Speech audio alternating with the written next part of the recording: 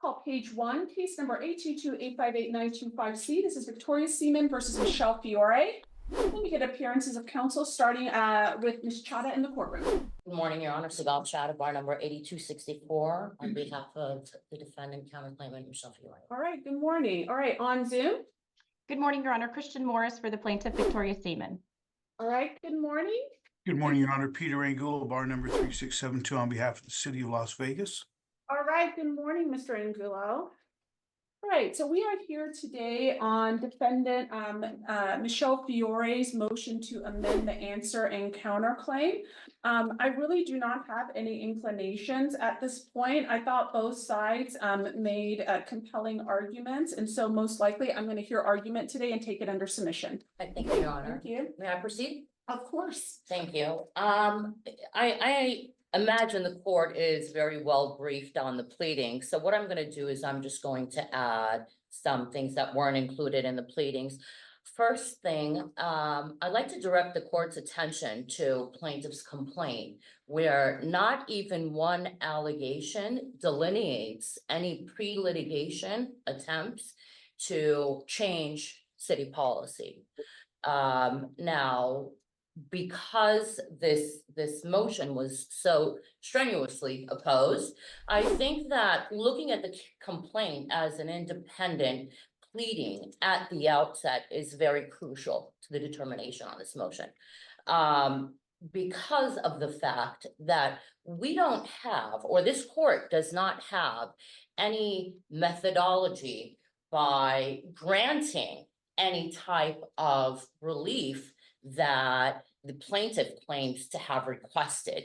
Plaintiff made the press conference that this was never about money. This was all about changing policy. Now, if the request to change policy is made before the court, it has to be done one of three ways: injunctive relief, declaratory relief, or a writ of some sort, preferably mandamus, after only a request has been made by this to the city. Now, we have nothing that is even remotely indicated, not even one date presented by the plaintiff that she went to the city of Las Vegas and made these requests. That being said, I don't think that the court has the ability to make those adjudications based on what is presented in the complaint. The complaint has a litany of intentional torts. The reason that this is such an important motion is not only because of the independent items or claims for relief against Ms. Fiore, but there are claims for relief here that deal with conspiracy, collusion with the city of Las Vegas that are very bombastic, to say the least. So that's what I'd like to add at the outset. The second part is that, you know, the plaintiff said that in her pleadings that, you know, that this was brought for dilatory reasons, this motion. As the court knows, we objected to the stay, if only to be able to litigate Ms. Fiore's claims, and the court decided that we're going to do everything all at once, which is fine. But to claim that a stay that precluded us from bringing this action is something of Ms. Fiore's fault is absolutely wrong. You're still within the, I think I just reset the case schedule, so you're still within the timeline to amend your pleadings. Absolutely, Okay. yes. So notwithstanding that, remember, we also have a ripeness issue. This press conference did not happen until April 23rd, 2024, which really is the triggering issue that brought this motion to amend to play. Because but for that press conference where Ms. Seaman said that this was never about money, this is all about changing city policy, there would be no reason for this amendment. Now, I also want to present to the court that before the stay, the parties we conducted a 16.1 settlement. I'm sorry, the 16.1 discovery conference, and where we made our initial disclosures. Nowhere in the 78 pages disclosed by plaintiff is there any communication between Ms. Fiore, counsel for Ms. Ms. Seaman, counsel for Ms. Seaman, or any type of disclosure that would indicate that a change in policy has been made. Now, neither parties disclosed that. When I say neither parties, none of these disclosures were made by the city of Las Vegas, and none of these disclosures were made by the plaintiff.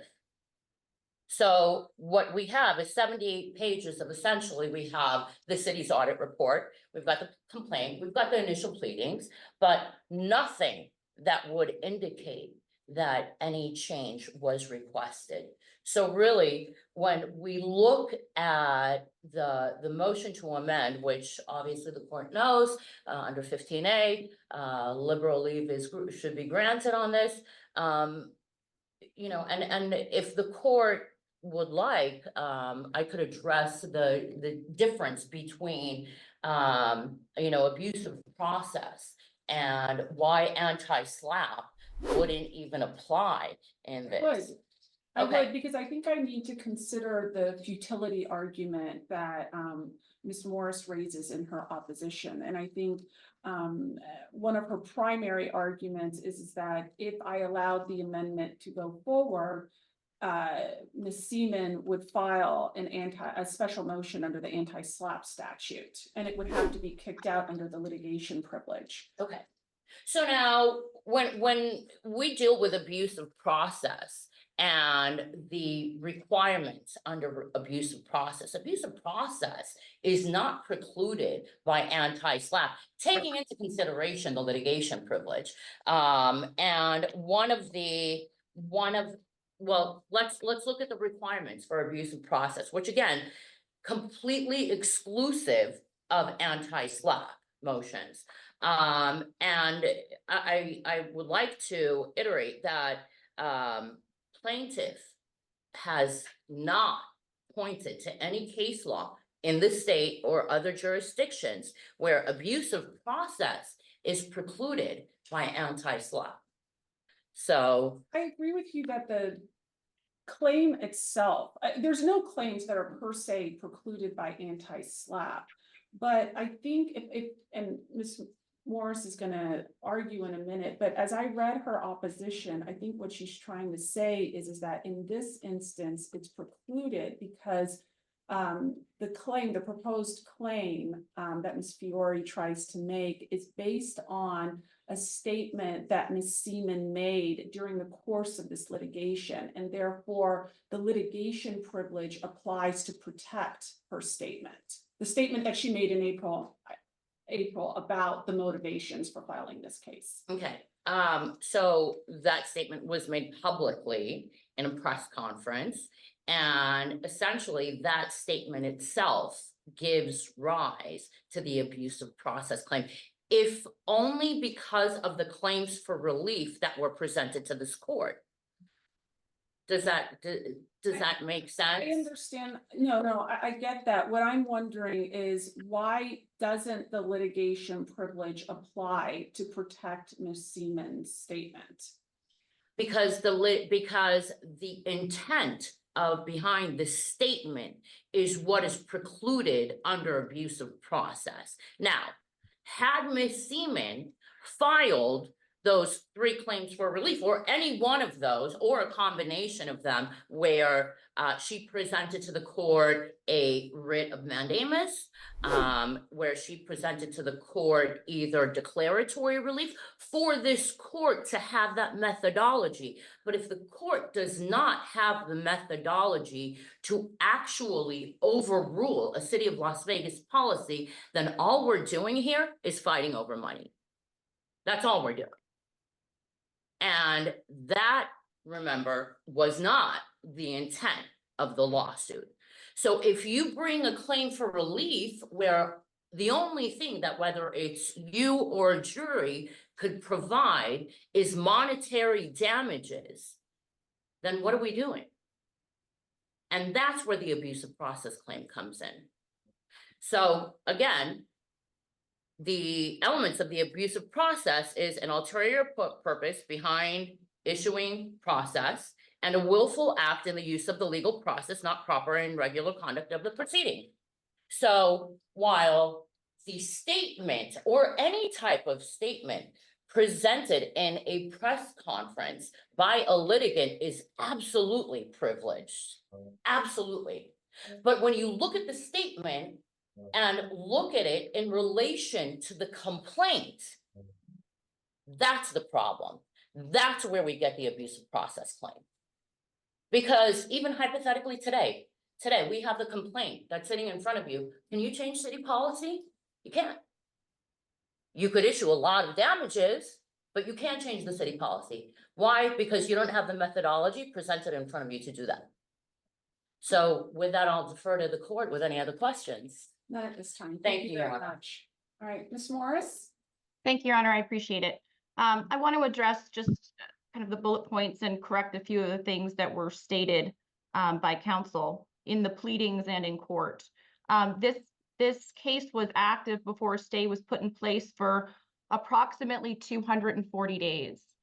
In the pleadings, it is very clear that Ms. Fiore is saying we all knew from the outset of this litigation that, you know, this was meant for other ulterior purposes. And so her claims in the pleadings are, I always knew this was an abusive process. And so for the 240 something days, 8 months, 3 days before the stay was put in place, the motion for the stay was brought by this city. It was not demanded by Ms. Seaman.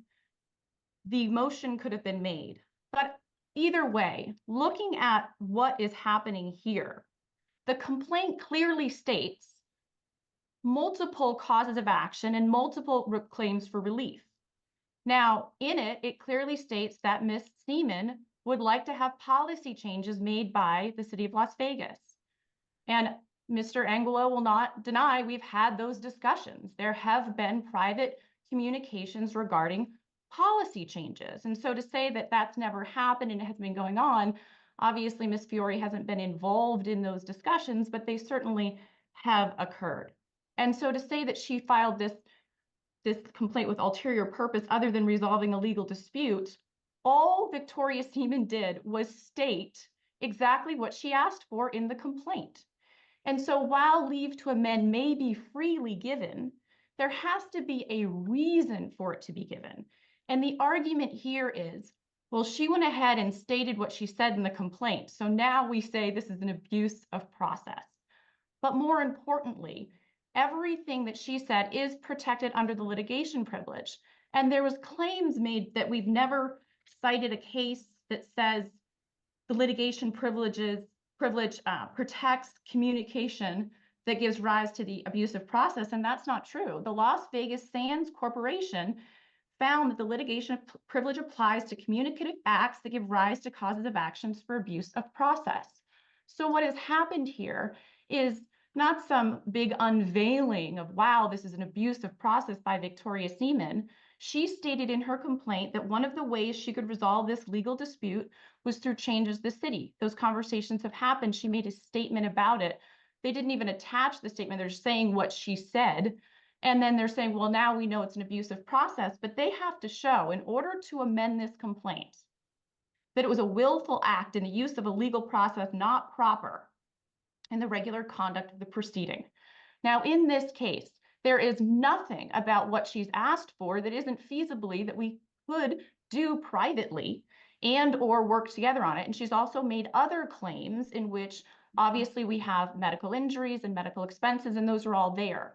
But for this motion to be granted, there has to be some type of evidence that against Michele Fiore, she has done something that's abusive process. She's asked the city if there can be policy changes in her complaint. There's been discussions of it. That has nothing to do with the abusive process for the medical injuries and the assault and battery inflicted by Michele Fiore onto Victoria Seaman.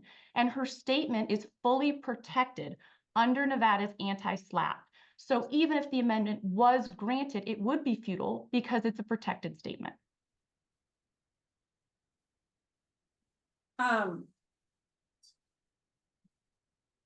Are there specific paragraphs in the complaint, Ms. Morris, that you would like to point me to where Ms. Seaman asks for policy changes? Absolutely. It's on page 8. We referenced it in our motion too, but I have it up here if I can pull it up. So if you look at page 8, Are you speaking of paragraph 60? paragraph 60, and then page 30 in the claims for relief. So page 30, line 6, for safety and security policy changes at Las Vegas City Hall. Okay, thank you. Is there anything else you'd like to add, Ms. Morris? Nothing at the moment, Your Honor. Oh, thank you. Ms. Chattah, last word.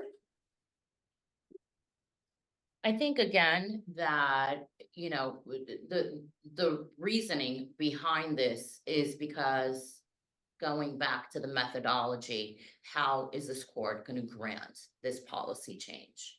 Whether discussions have been made or not. And I think actually there was a press piece fairly recently, within the last 6 months, where Ms. Seaman did seek policy changes, and the members of the city council wouldn't even bring it up on an agenda item.